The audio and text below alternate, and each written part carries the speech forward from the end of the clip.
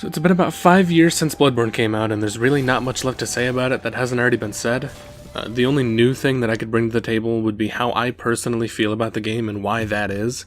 So after roughly a dozen playthroughs of the base game and a few of the DLC, this game never ceases to amaze me. There's a million different aspects of game design. There's combat, RPG mechanics, min-maxing, the numbers game, lore, storytelling, characters, progression, the grind, art design, and a million more. Everyone has their favorite. The more playthroughs I finished, the more I realized that all of those details and aspects weren't actually separate entities at all. Bloodborne showed me that my favorite aspect is the combination of all the others, and that idea is interconnectivity. For me, this all started in Dark Souls 1 with Firelink Shrine. It was a hub that connected a series of pathways that would take you all over the game's areas and inevitably lead you right back to Firelink. Bloodborne's version of this is either the Cathedral Ward / Oedon Chapel, where a lot of major locations connect, or the Hunter's Dream, which connects through lamps and houses all of the major gear and player upgrades. This idea of multiple isolated hubs of interconnectivity actually outlines my next point pretty well. We've got this section of game design over here that I'll just call mechanics, but I'll primarily be discussing combat, and then over here we've got geography. These sections are self-contained and connect with other concepts inside their own category. In other words, certain mechanics connect to other mechanics, and certain locations connect to other locations. Then there's this last section up here, which is interconnectivity, and this is where the mechanics and geography and all of the other aforementioned game design aspects come together just to create what I love about Bloodborne. But before we get there, we have to think on a smaller scale with the basics of how we see and interact with the world of Bloodborne. First up is the combat mechanics. The stamina bar is a scale that balances offense and defense, and the rally mechanic is basically FromSoft pushing down the offensive side. The gameplay follows this basic pattern. You can attack, this is offense, and you can dodge, this is defense. But both of these actions consume a portion of your stamina. Now this is a pretty basic concept, and everything goes fine until something hits you. If you act quickly enough, you can get your health back by doing damage. And this completely throws off the previous balance and introduces what I like to call the greed, with a capital G like God, because it really rules over everything. There are times in this game where against all reason you go in for a few hits knowing damn well you're gonna get killed. Rally makes good men do terrible things in a sadistic risk versus reward system that can allow you to pull off incredible stunts or end your run faster than you can say Hidetaka Miyazaki. Every single weapon has two forms for different playstyles, preferences, situations, etc. The Saw Cleaver has a short form that's faster but doesn't really have great range, and it has a long form that takes longer for each swing, but you can hit enemies further away. This form is particularly useful for a Mikolash speedrun strat, which is the only viable strat for that shithead, let's be honest. And it makes the shit whales possible, and I'm not even sure they can be beaten normally in under 5 to 10 attempts. The Saw Cleaver is a way more consistent option. The Rikuyo does this, and also this, but really, it's just this, and the other form only shows up for weekends and birthdays when you need a transformation or heavy attack. I don't even know what the other form of the Ligarius wheel is, but oh my, does it look powerful, and the Whirligig Saw might be the most metal thing I've ever seen. One form is a club, and then out of nowhere you plug in a rotary saw on the end, and the best thing about it is you just get to have a saw and walk around like this. The Moonlight Greatsword, that's what it is, deal with it, is actually overpowered, or maybe it's my 50 strength skill in Arcane, but either way, it lets me stagger Igors and Church Giants and also lets me stack 3000 damage on Vicar Amelia, so you take your pick of what's actually OP. Little known fact, combining the damage from the Moonlight Sword and the Whirligig actually makes all bosses cripples that need crutches to stand up between staggers. Quicksilver Bullets have a whole myriad of uses. You could use them to do this with that great sword, or this, or you could use it to teleport instead of dodge, put magic damage on your weapon, or cast Homing Soul Mass. Oh, I guess you could shoot them too, but honestly, who does that? Another balancing trade-off deal is to lose some health and get some more bullets, which I have done exactly one time and the circumstances were extraordinarily dire. That covers the basics of combat, which is just one piece of the puzzle. The next piece that I want to talk about is geography. Now this section is pretty straightforward, which is ironic because the level design really isn't. The very idea of forward progress is really just looping back to previous areas through new pathways. Like I said earlier, one of this game's possible parallels to Firelink Shrine is the Cathedral Ward Chapel. In case you're unfamiliar, the literal interconnectivity of the map is showcased by a sort of central hub. Firelink connected damn near every area in Dark Souls 1, and I mean just look at this map flowchart looking thing. It also lets you collect NPCs all in one nice location. Dark Souls 2 has Majula, and Dark Souls 3 has Firelink Shrine again, but it's really the kiln of the first flame from the first game, we're not going to get into that. The Oedon Chapel is connected to Central Yharnam, Old Yharnam, Yargul, first by getting teleported via a body bag, and second through this big door. There's the lower Cathedral ward, it's kinda secret, so I think of it as separate.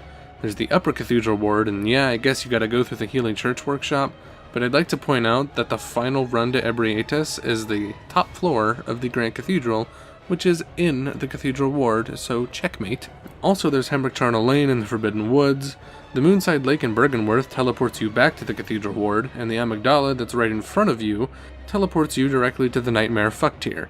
Speaking of Amygdala, the one that's attached directly to the chapel sends you to the DLC, and if all of that is not enough, Cathedral ward technically connects to the Great Bridge through a door that is forever closed. The difference between linear and open world level design is a very important discussion for Bloodborne. Now right now, my own personal definition for open world is not having specific levels or missions that load a specific map. And linear would be a series of separate levels with isolated maps set on a very clear path that has no major deviations. These definitions should be interpreted thematically. I'm not talking about the technical level that determines how much space a console can render and process. For example, Skyrim has individual area maps that are entered from the overworld, but thematically, it is meant to be thought of as one continuous world. Games like Witcher and Destiny fit this open world template. The thing about Soulsborne games is that they fit my definition of open world, but really I think of them more as linear. There are specific paths that you take through an area that take you directly to other areas or objectives, so it's linear. But there's not really any downtime between these areas that isn't thematically appropriate, like going into a nightmare. You usually just kind of wander into the next area, so it's open world.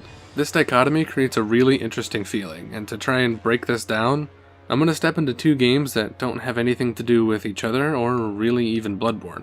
Call of Duty and Skyrim. Call of Duty is inherently linear, and is by no means open world. You load a mission, this mission has its own specific map that isn't accessible from any other mission maps, and ever since I played World at War for the Wii when I was 10, I felt like having secluded, disconnected maps for each portion of the game robbed me of some kind of geographic continuity that I craved. Not to say it's bad, I love a lot of games that are structured like that, like Wolfenstein and Doom. All I'm trying to say is that it made me curious about how I got from one place to another in a more literal sense, more than just a helicopter ride with Captain Price. On the other hand, Skyrim has that sense of continuity because it's open world. There's one giant world map with individual location maps that load in when you enter them. Then there's quests that take you from place to place, but those aren't really load screens, it's more of a compass that points the way to a place that actually exists in the context of the game's overworld. And here's the difference.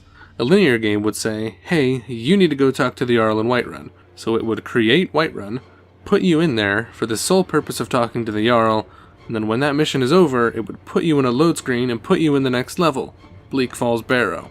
But in an open world game, Whiterun exists. You can just go there.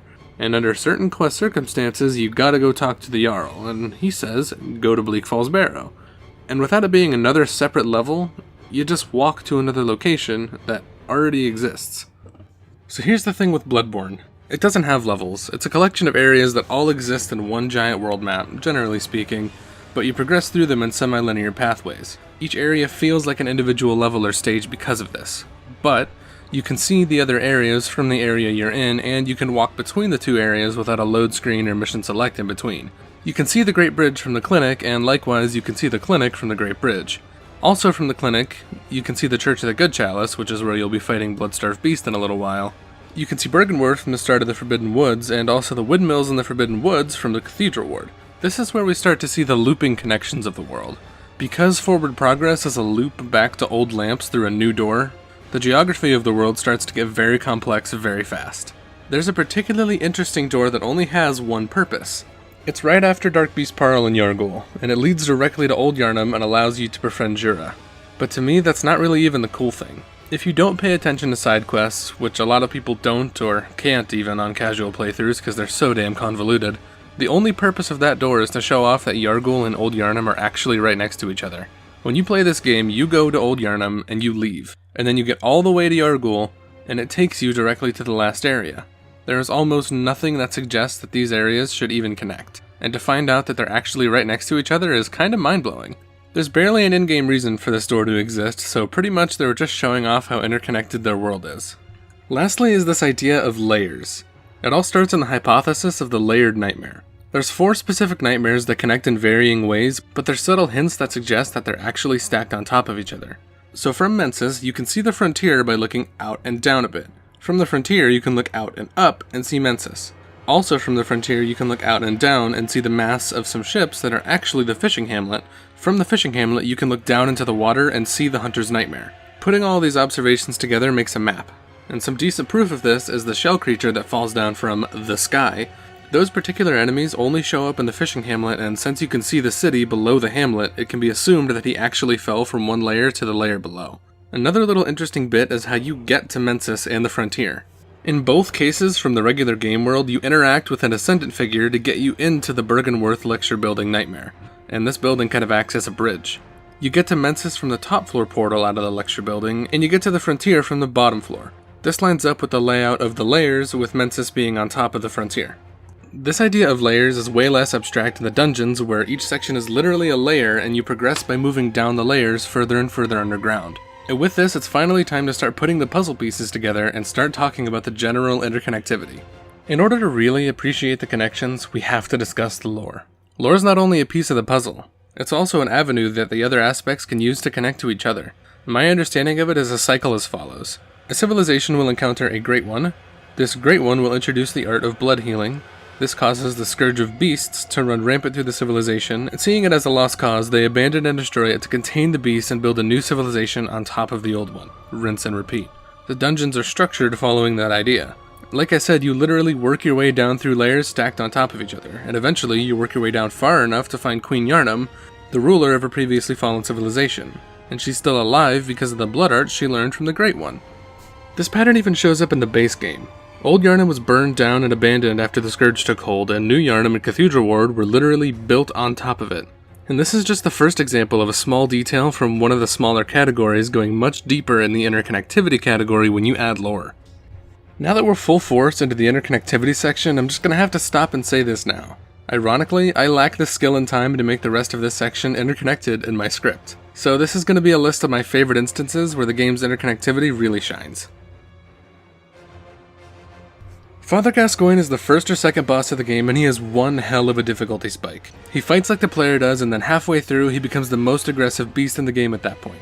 Earlier in the area, you can encounter a little girl who tells you that her mother, who is easily identifiable via her red brooch, went out to look for her father but forgot a very important music box that reminds her father of who he is. At this point, you have no idea who these people are or where they might be. Using the music box during Gascoigne's fight has a visceral effect on him, so presumably he's the father. And after killing him, or maybe before if you're feeling frisky, you can find a red jeweled brooch on a body in his arena. The kids confirm this to be that of the mother. At this point, the story can be reassembled. Father Gascoigne went out to hunt, and his wife went out to look for him, but she forgot the music box to bring him back to his senses. Gascoigne killed his wife and finally succumbed to his beasthood, and returning to the home after telling the child about this, you find no one there. But you do find a ribbon in a pig's intestine, so presumably she went into the sewers to find her mother and was eaten by a giant pig. And finally, after learning that the rest of her family had died, the last daughter threw herself from a ledge outside her home. This side quest is a perfect showcase of the world building that comes around if you look, and the fact that it can pay off in a lore-related way in combat. Lady Maria is my personal favorite fight of the entire series, but holy shit does it take on some meaning when you look into it. My understanding of her lore is that Lady Maria is from Canehurst, but she forsook her blood arts and preferred the hunter's method. She joined Gehrman and they found themselves in a fishing village where a great one washed up.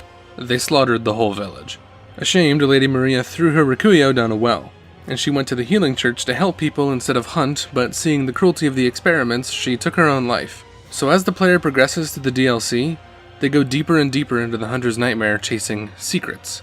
When the player encounters her for the first time, she appears to be dead, but she wakes up to stop you from progressing any further. As the fight progresses, she gains blood magic and eventually starts using fire blood to defeat you.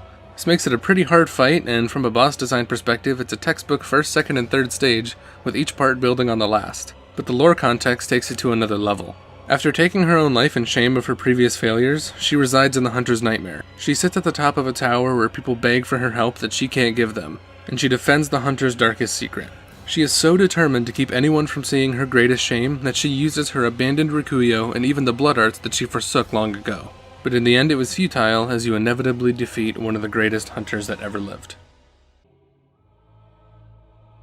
It is said that Kirill would listen to the voices of the Great Ones and write down what he heard as a rune, hence the term Kirill rune. The make contact gesture is for making contact with Great Ones. These two combine when you encounter the brain after dropping down into the abyss or wherever it is. Making contact with the brain for long enough will yield a Kirill rune. This might seem like an obvious conclusion, but all the info is based on lore read on loading screens and item descriptions, which so many players take for granted. Doing a gesture in front of a brain is cool and all, but figuring out, either firsthand or in retrospect, that you are communing with a Great One and transcribing its eldritch utterings on your mind to increase your overall power is much cooler. Old Yharnam was a city that was overtaken by the scourge of beasts in the past and was subsequently burned down, locked off, and abandoned. The evidence of this fire is pretty obvious as there's still smoke from the actual fire. Also, you find a charred hunter garb in a burned out building, and the beasts look a little different as well. They're further gone, seemingly because they've been afflicted for longer, and this is my own personal speculation, but it seems to make sense. The fact that the players know the town was burned down and the presence of the hunter's torch subtly indicate that if you pull out a torch, most beasts from Old Yharnam will cower away from the flame. The ones that don't have a cloth on their head so they can't see the flame directly. This leads me to my own personal conclusion that beasts of Old Yharnam are afraid of fire-wielding hunters because it was they who burned down their city and left them to burn with it. It is refreshing to speculate about a story and lore and have it pay off in the actual gameplay. Lastly, I want to step away from the analysis and just say that I really love this game. I've spent hundreds of hours playing it, and it was really important to me that I make this. Before Bloodborne, I was all about the newest and biggest game to consume until the next major release. Bloodborne made me think about games for the first time. If I got any of the details wrong, I apologize. But really what's important is that Bloodborne inspired me to take the time to look at what I was playing and why I played it, and to deconstruct what I love about it. I realized that a lot of things that Bloodborne does aren't specific to just Bloodborne. A lot of games are gloriously interconnected. But everyone has their first foray into thinking about games beyond just playing them, and Bloodborne's mine. I have a second part to this already written, and it's more about my take on what everyone else likes to talk about in Bloodborne, like the areas and the bosses and such. If anyone wants to see something like that, please let me know and I'll do my best to make it happen. Thanks to anyone watching, and if you feel like it, I'd love to know what game you like to think about in depth, and what was the first game that drove you to think about that. Y'all know the drill, like, comment, etc. But thanks for watching.